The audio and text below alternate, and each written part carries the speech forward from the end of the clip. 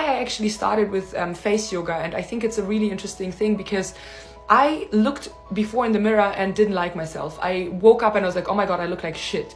And I was so hard on myself. I always found things I didn't like, whereas my forehead, my skin, my teeth, my nose, it was always something. When I started doing face yoga, I obviously wanted to do it to get rid of wrinkles and to get a better complexion.